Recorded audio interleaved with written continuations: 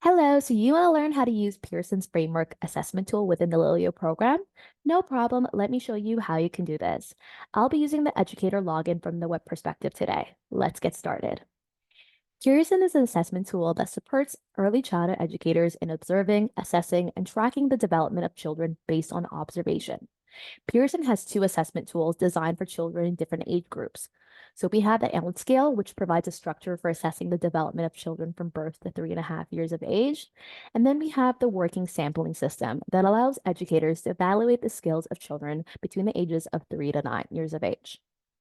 An early childhood assessment can change the trajectory of a child's learning and development. Though it's crucial for accurate detailed observations to be documented, a lot of times it's state or provincially mandated as well. Lillio is the best tool for educators to capture those moments throughout their busy day so a high quality assessment can be made. At a parent level, nothing for parents is more important than their child's development. Lillio not only provides daily updates so parents can stay involved, but along with Pearson assessment, it will summarize all these observations and analyze them in a way parents can understand and enjoy them. The timing of these assessments are completely flexible. You don't need to have large chunks of time to perform these assessments, but we strongly encourage you to do this in a natural setting in the classroom, while you see the child playing rather than sitting down and testing a child in a formal setting. This will actually yield the most authentic results as well. Okay, so let's get started. Locate the child's name and then click the child's name to open up their profile. Then select Developmental Assessment Report under the Reports heading. So this is an overview of all the assessments for Jennifer, and at the top, it has her birthday, her gender, and the current age range the child's in. You can see all the assessment reports for all time in here. Jennifer started at our center at about 8 months, so that's where we'll start her assessment for this review period.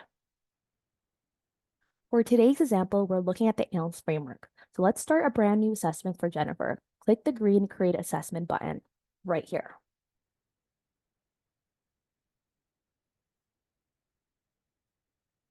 So at the top, you can view and edit the start and end date of this assessment. You can choose if you want to have the start and end date for the time period the child was in your classroom, or if you're doing a long-term assessment of your classroom or this child, you can indicate the period that the assessment was performed. And then we can click through as we're observing the child on whether or not Jennifer is not developed or developed as expected on a certain skill. You'll see there's a legend at the top right corner here. And then as you're going through the observation, ensure you click the appropriate bubble.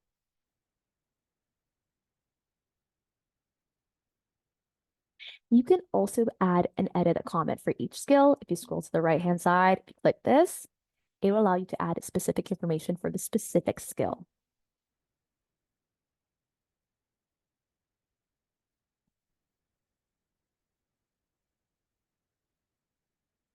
In addition, you can navigate to the developmental evidence page to see specific domains, skills, and indicators. Let's tap this gray button right here. And this will take you to your developmental evidence page. Anytime you have tagged those specific domains, skills, and indicator, it will be added to your child's developmental evidence page associated to their profile. And this is where you'll have those documentations for the learning and development that's in your classroom. Remember, this developmental evidence page is based on your state or provincial framework with all the observations that you log. If you scroll down, you'll be able to see all the observations you've logged over time. Let's go back to our assessment. All right, let's make sure that we fill this out. And at the bottom, you'll notice that we have a section to add additional notes. You can add any goals you'd like to set for the next review period, or you can use the section to document any conversations you had with the family regarding the assessment. And after entering all the information and saving your progress, your report will look like this. You can print this developmental assessment report, or you can pull this on your tablet so you can show it to parents. I hope this helps. You can visit our resource center at any time. If you have any questions, please don't hesitate to contact us at support@himama.com.